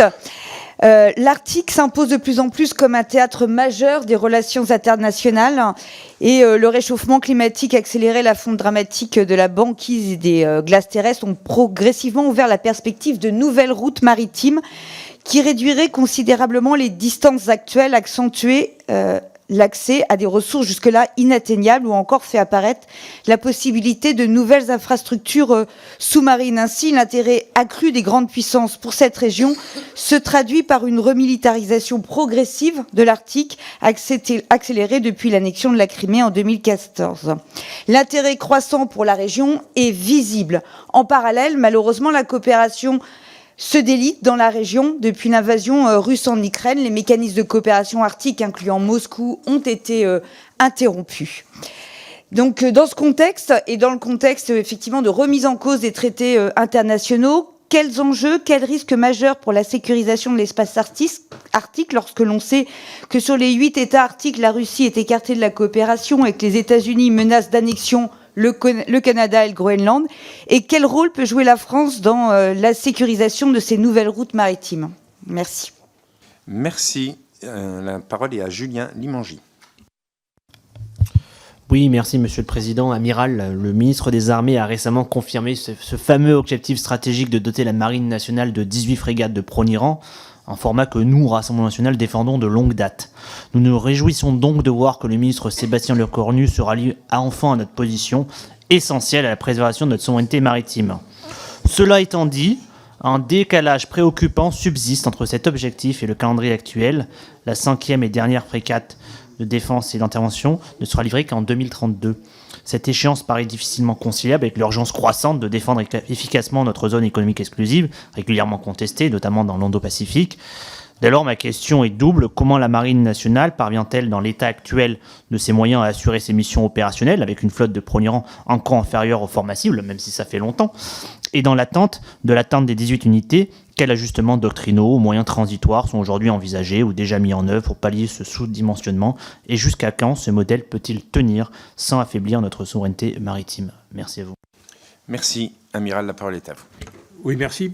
Sur l'Arctique, alors d'abord sur l'Arctique, ça devient une zone d'intérêt depuis un certain temps. Effectivement, le dérèglement climatique fait que cette zone est de plus en plus accessible. Alors les routes ne sont pas encore tout à fait ouvertes et pas tout à fait tout le temps. Donc on n'est pas encore dans la vraie bataille pour ça, si je puis dire, même si beaucoup montrent beaucoup d'intérêt. Alors les enjeux, ils vont être de plusieurs natures. Ça va être un enjeu stratégique avec effectivement, et d'ailleurs c'est pour ça que la Chine s'intéresse de plus en plus, et d'ailleurs a développé un concept de route de la soie arctique et également. La Chine est très présente diplomatiquement sur ce segment-là, parce que c'est une voie alternative. Et puis c'est avec le dérèglement climatique toujours, c'est aussi des terres ou des gisements sous-marins qui pourraient être exploités. Donc il y a une agitation autour de l'Arctique. Le président des États-Unis est un des premiers agitateurs avec son affaire du Groenland. C'est sûr que quand on prend la carte de l'Arctique, les États-Unis aujourd'hui est un acteur via l'Alaska, en réalité, et que donc c'est pas un acteur majeur, comme peut l'être le Canada ou comme peut l'être la Russie, mais en même temps, avec les Chinois n'ont aucun territoire et pourtant ils sont présents. Donc il faut qu'on regarde ça. Donc je vous l'ai dit, ça va présenter des défis stratégiques, ça va présenter des défis environnementaux, parce que c'est pas parce que il y a la fonte des glaces et qu'on peut avoir accès à des zones sous-marines qu'il faut y faire n'importe quoi. Or, il y a quelques puissances aujourd'hui qui donnent quand même des signes inquiétants sur ce sujet. Donc il faut nous on est observateurs depuis longtemps de l'Arctique. On s'y déploie d'ailleurs assez régulièrement dans cet Arctique en question, au travers en particulier nos bâtiments de soutien Rhône et Garonne. Il faut qu'on continue à le faire pour observer ce qui s'y passe et faire ce qu'on fait d'habitude, c'est-à-dire rappeler tout le monde à la raison et ne pas faire de ce théâtre qui, pour le moment, est un théâtre vierge, pas tout à fait vierge, même parce que ça fait longtemps que certaines puissances s'y intéressent stratégiquement, mais qu'on garde en tête le fait qu'il ne faut pas que ça devienne une nouvelle zone de conflictualité. Sur la deuxième question, qui est le format, oui, c'est une question qui existe depuis longtemps. Moi-même, comme chef d'état-major de la Marine, j'ai lancé le programme de frégates de défense et d'intervention justement pour arriver à ce format de 15 vraies frégates de premier rang, puisque les frégates légères furtives, ça n'était pas le cas.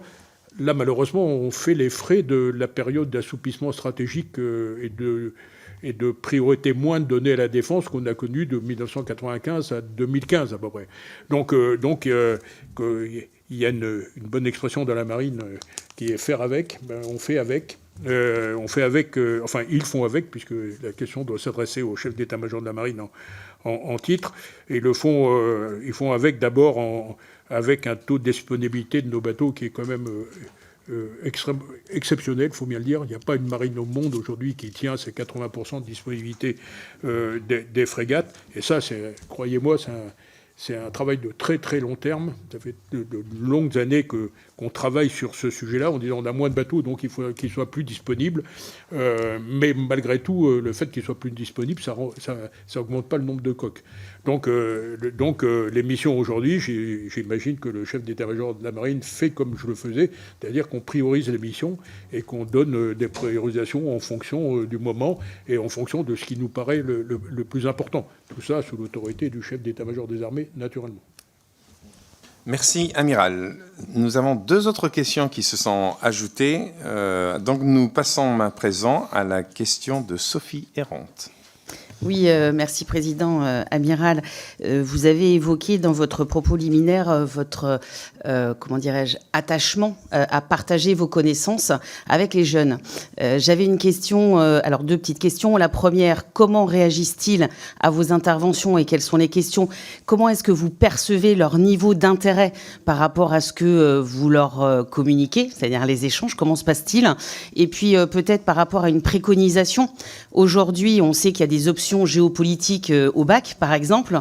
À quel moment est-ce qu'il faut qu'on acculture nos jeunes à la nouvelle conflictualité, ou en tout cas à ce passage de maintien de la paix à empêchement de la guerre? Et j'ai trouvé ça très intéressant sur ce phrasé, parce que les mots ont un sens et c'est important qu'on arrive à lutter contre la déstabilisation informationnelle, et je compte sur vous. Et c'est vrai que votre intervention de ce matin est très importante. Quelles préconisations pourriez-vous nous faire pour savoir à partir de quel niveau on informe nos jeunes sur ce qui se passe aujourd'hui, et puis comment on les projette sur les métiers d'avenir, sur leur sens de l'engagement, y compris dans l'industrie de la défense et dans l'armée? Merci. Merci. La parole est à Thomas Gassiou. Merci, Monsieur le Président. Amiral, heureux de vous retrouver singulièrement ici à la Commission de la Défense. Je voudrais commencer par m'excuser, puisqu'on a été retenu avec ma collègue Anne Le Henanf dans le cadre de la préparation du projet de loi Résilience, qui sera présenté sans doute dans les prochains mois à l'Assemblée. Et je voudrais dire que je m'adresse aujourd'hui à l'enfant de Brest, qui a grandi dans une ville en reconstruction, dans un quartier modeste, dans des conditions familiales qui n'ont pas été très simples. Et je voudrais déjà commencer par mettre en lumière ce parcours exemplaire, puisque je suis convaincu que l'escalier social, c'est une condition essentielle à la cohésion de notre nation. Je me souviens également du chef d'état-major particulier du président de la République, qui avait toujours sur sa table le livre d'Ernest Renan, Qu'est-ce qu'une nation? Alors, Amiral, à l'heure des nouveaux défis stratégiques qui nécessitent de mobiliser toute la nation, ce parcours méritait d'être salué. Mais j'ai par ailleurs envie de vous poser une question un peu plus large pour savoir finalement qu'est-ce qu'une nation, et 30 ans après la professionnalisation des armées, quelles évolutions voyez-vous comme nécessaires pour une meilleure hybridation de nos armées avec la nation? Merci, Amiral. La parole est à vous. Merci de ces 2 questions qui sont au cœur aujourd'hui de l'un de mes engagements bénévoles. Le premier, je me suis mis à disposition en réalité des professeurs de lycée dans les filières, alors c'est HGGSP, c'est-à-dire histoire, géographie, géopolitique et sciences politiques, qui sont des filières qui amènent les élèves de terminale aujourd'hui à réfléchir sur tous ces sujets-là. Donc, à ceux qui me demandent, je dis toujours oui, et je vais dans les établissements pour échanger avec les élèves. J'ai dû le faire une quinzaine de fois, je crois, depuis 3 ans. Alors, beaucoup en Bretagne, parce que c'est plus facile pour moi, mais j'ai été même jusqu'à Douai et même jusqu'à Barcelone, au lycée français.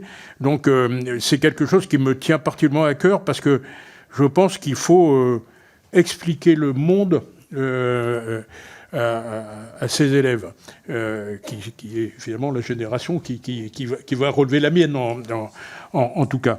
Ce que j'observe d'abord, je tiens à leur rendre hommage sur des professeurs d'une extrême qualité.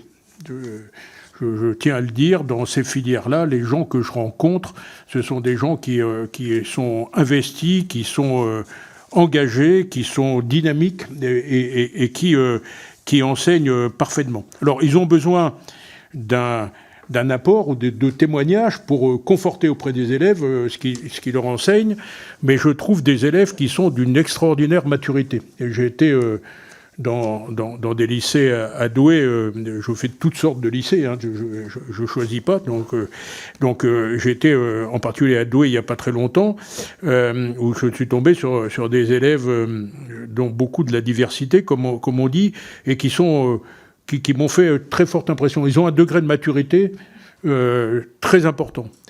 Mais ce sont des éponges d'inquiétude. Ce sont des éponges d'inquiétude parce que les réseaux sociaux, les chaînes d'infos continues qui font leur travail, hein, mais présente souvent tout en vrac, si je puis dire, et qu'il faut en réalité structurer la pensée.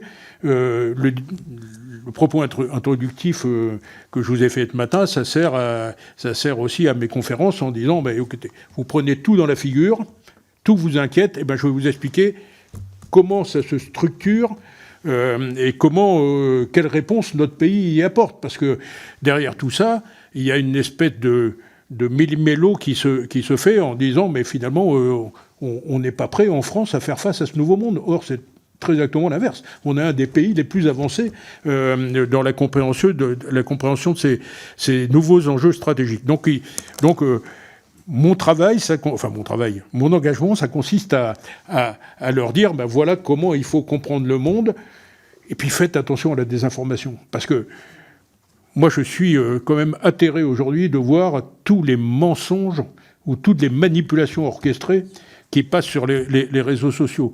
Donc, il faut les amener, et encore une fois, je rends hommage à leurs professeurs. J'ai eu alors, soit je fais des conférences, soit je participe à des jurys, soit on fait des exposés. Et je vois des élèves qui sont, encore une fois, d'une extraordinaire maturité. Ceux dont ils ont besoin, c'est un cadre. C'est un cadre de réflexion pour dire, voilà, ce qui se passe là, c'est la confrontation USA-Chine, ce qui se passe là, c'est l'augmentation de la criminalité, etc. Et comment notre pays réagit, et donc il faut leur expliquer ça. Il se trouve que quand on est en retraite, on a un peu de temps pour le faire, donc moi je ne cesse d'encourager mes collègues académiciens et les officiers généraux en deuxième section à faire la même démarche pour aller expliquer ça. Nos professeurs ont besoin de nous, et les jeunes ont besoin de nous au titre de la compréhension du monde. Donc ce cadre, il est important de le donner. Et merci, Monsieur Gassilou, de rappeler que j'avais effectivement ce fascicule qui est « Qu'est-ce qu'une nation ?» d'Ernest Renan sur mon bureau, parce que moi j'ai été élevé, comme vous l'avez dit, dans un milieu modeste. J'ai bénéficié de l'escalier social que donnent nos armées, et je serai extrêmement reconnaissant jusqu'à la fin de mes jours à la marine et à l'État français de m'avoir autorisé ça. Ça, il ne faut pas le perdre. Il ne faut pas le perdre. On ne le perd pas dans la marine. Je pense que le chef d'état-major de la marine vous a fait le couplet sur une institution qui nous est tous très chère, qui est l'école des mousses, qui amène des gens qui ont fait le choix de quitter le système scolaire en troisième et qui sont capables de devenir ingénieurs, amiral, etc. Il faut qu'on veille ça comme à la prunelle de nos yeux. Je pense même qu'il faudrait qu'on le développe partout et dans tous les ministères, pour rien vous cacher. Je pense que ce modèle-là, il est important. Encore une fois, nos jeunes, ceux qui se perdent, en tout cas en route, c'est parce qu'ils n'ont plus de cadre. Et quand on leur donne un cadre, ils reviennent et ils font des gens et des carrières extraordinaires. Donc je pense que si j'avais un conseil à donner à l'État, c'est de multiplier les écoles de mousse dans tous les ministères. Et pas seulement les ministères régaliens. Bref. En tout cas, moi, ce qui m'apparaît aujourd'hui, c'est que la nation, c'est quoi, finalement ? C'est s'appuyer sur le passé pour réfléchir ensemble quel doit être notre avenir. Or, aujourd'hui, je m'aperçois que certains de nos compatriotes, c'est pas la majorité, et quand il y a des coups durs, comme j'ai pu en vivre avec les attentats, avec le Covid, on voit que la nation est capable de se rassembler, donc il ne faut pas être trop pessimiste. Mais en tout cas, aujourd'hui, il y a beaucoup de nos concitoyens qui réfléchissent par les droits qu'ils ont vis-à-vis de l'État et plus par les devoirs qu'ils ont vis-à-vis de la nation. Alors quand on est militaire, ça fait partie de notre engagement. C'est les devoirs de la nation, c'est ce qu'on doit apporter à nos compatriotes. Et je crois que ça, c'est l'un de nos biens les plus précieux et qu'il faut faire tout pour le redynamiser. Si je puis dire. Merci. La parole est à Jean-Louis Thiriot. Merci, Monsieur le Président. Merci, Amiral. Pardon de mon arrivée tardive, mais je présidais le groupe d'amitié France-Pologne et donc je n'ai pas pu avoir le don de bilocation.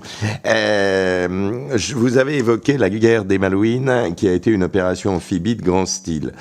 J'aurais souhaité savoir votre regard à la fois sur les capacités amphibies de projection de force qui sont encore les nôtres et de franchissement de milieu, sur l'évaluation que vous pouvez avoir, que vous pouvez faire du risque que nous en ayons besoin. Moi, je crains toujours des opérations d'approche indirecte sur tel ou tel de nos territoires outre-mer notamment. Quelqu'un qui ne nous veut pas du bien, qui prend une prise de gage sur quelques îlots polynésiens, ça veut bien dire qu'il faut aller les récupérer et de vive force. Donc voilà, j'aurais souhaité avoir votre vision sur cette problématique amphibie.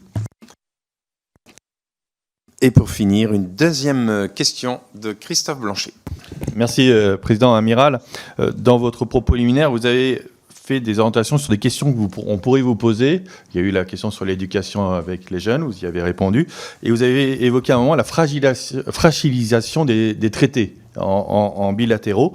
Je voudrais avoir votre point de vue, si vous pouvez développer là-dessus, et dans quel cadre on pourrait faire en sorte que ça ne se fragilise pas, évidemment. Et en deuxième lieu d'intervention, vous avez rappelé qu'il faut lutter contre les contre-vérités, et vous avez entièrement raison.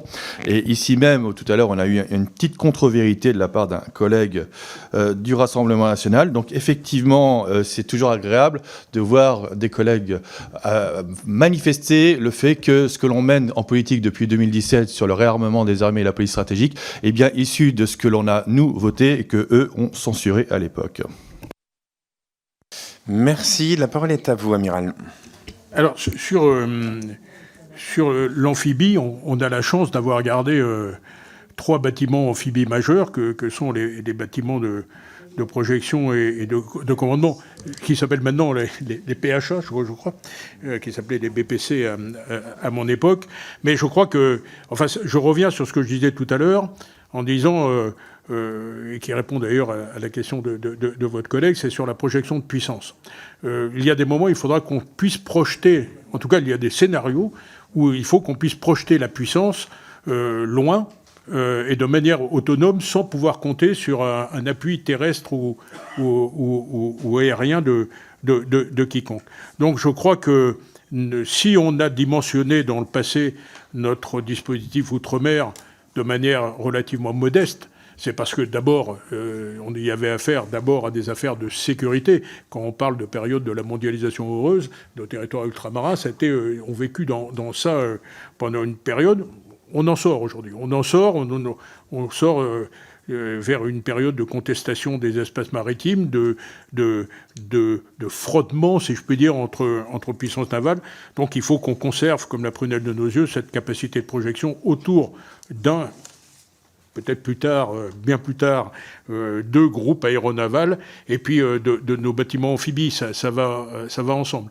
Nos bâtiments amphibies, ils ont été dimensionnés pour une opération majeure, qui d'ailleurs a eu lieu au Liban en 2006, ne l'oublions pas, puisqu'on a évacué près de 11 000 de nos compatriotes et européens de ce pays-là. Donc là encore, on est un des rares pays au monde à avoir gardé cette capacité-là. Mais cette capacité-là devra être protégée. C'est-à-dire qu'on ne peut pas la projeter très loin, elle n'a pas des capacités d'autoprotection suffisantes. Ça veut dire qu'il faut projeter, si on devait aller très loin, avec un groupe aéronaval. Et puis les sous-marins nucléaires d'attaque, il ne faut pas les oublier quand même, qui sont des éléments majeurs. D'ailleurs, petite parenthèse, quand on fait le compte de ce qu'on a et ce que n'ont pas les autres pays européens, il y a le porte-avions et il y a les SNA. Hein. Le reste, il y a on a un accès à l'espace un peu plus facilité que d'autres, même si l'Allemagne et l'Italie sont présents, mais on n'a pas tant que ça de choses qu'on a en propre et que les autres n'ont pas. Donc gardons ça dans un coin de notre tête. Sur la fragilisation des traités, oui. Quand on prend les traités qui sont fragilisés, aujourd'hui, ce sont essentiellement tous les traités de désarmement bilatéraux, traité force nucléaire intermédiaire, le New Start qui est limité à 15 centaines nucléaires de chaque bord, le nombre de têtes nucléaires déployées, c'est le traité d'interdiction complète des essais nucléaires que les États-Unis n'ont jamais ratifié et dont les Russes viennent de suspendre de leur côté, mais c'est aussi le traité FCE, force conventionnelle en Europe, c'est aussi le traité qui est menacé sur les mines antipersonnelles, enfin, etc. Le mémorandum de Budapest, je n'en parle même pas, parce qu'il a été bafoué à la fois par les Russes, et désormais presque par les Américains, puisque je rappelle que le mémorandum de Budapest, c'était l'échange du retour des armes nucléaires soviétiques présentes au Kazakhstan, en Biélorussie et en Ukraine. À l'époque, l'Ukraine avait près de 1000 têtes nucléaires soviétiques sur son territoire. Et en contrepartie, la Grande-Bretagne, la Russie et les États-Unis s'étaient engagés à protéger leur intégrité territoriale. 1994, 2024, on voit que les traités ne durent décidément pas très longtemps. Alors ça s'explique de plusieurs manières. D'abord, par le retour des politiques de stratégie de puissance. Il y en a qui, je dois dire que malheureusement les États-Unis ne donnent pas l'exemple aujourd'hui. Il y en a qui considèrent que finalement tout ça, le droit international, l'ONU et les traités qu'on signe n'engagent que celui qui l'a signé et pas l'État qui l'a signé. C'est quand même un petit peu grave. Et puis la deuxième chose qui fait que ces traités sont fragilisés, c'est singulièrement entre la Russie et les États-Unis, c'est qu'il y a un troisième larron qui arrive dans le jeu. Un troisième larron qui, lui, n'a pas signé les traités ni FNI, ni START, ni etc., et qui augmente, qui sort de la stricte suffisance et augmente son arsenal nucléaire. Et ce troisième larron, c'est la Chine. Donc aucun des pays, les États-Unis ou la Russie, n'a intérêt ou ne veut se limiter alors qu'il n'y a pas d'imposition forte sur la Chine. C'est d'ailleurs pour ça que le président de la République avait appelé dans son discours du 7 février 2020 devant l'école de guerre à multilatéraliser les traités de désarmement nucléaire. Ça reste sur la table. En tout cas, nous, il ne faut pas qu'on lâche ça. Il faut qu'on continue à prôner le droit international. Parce que s'il n'y a plus de droit international, la spirale de conflictualité elle va nous amener je ne sais pas où. Donc il faut qu'on continue à prôner le droit international, il faut qu'on continue à défendre bec et ongles ce droit international, qui de temps en temps nous réserve des bonnes surprises. Le traité BBNJ sur la biodiversité en haute mer, ça a été l'occasion de rétablir un peu de multilatéralisme. Mais en tout cas, on voit qu'aujourd'hui, il faut faire très très attention à ces traités qui sont en train de se déliter. Et il faut qu'on mette toute notre énergie d'Européens, et on n'est pas seul, parce qu'il y a plein de pays, là pour le compte, qui ne veulent pas se retrouver soumis à des politiques de la force. Donc il faut qu'on relance la machine, si je peux dire, tout en n'étant pas naïf et en se préparant au pire. Mais en tout cas, il faut qu'on garde cette mission, si je peux dire, de défense du droit international. Sinon, ça va partir dans tous les sens, y compris pour nos zones maritimes. Merci, Amiral. Et une question qui fera la transition avec l'audition qui nous suit, qui sera justement l'objet, le droit international en sera l'objet. Merci, Amiral, pour votre présence. Vous avez pu observer la qualité des questions, et qu'est-ce que je suis fier de présider cette commission, parce que nous avons vraiment des députés qui vont dans le fond et qui auront des questions de qualité. Heureux de vous retrouver après-demain à Lorient, donc avec mes collègues députés bretons pour votre conférence avec Jean-Yves Le Drian. Et puis pour ceux qui souhaitent un peu plus suivre votre parcours, je leur conseillerais de lire votre dernier livre, Un marin à l'Élysée. En tout cas, un grand merci, et merci à vous tous, mes chers collègues, pour votre présence, et on se retrouve d'ici quelques minutes pour la prochaine audition. Merci beaucoup et bon courage dans la tâche importante qui est la vôtre, messieurs et mesdames les députés.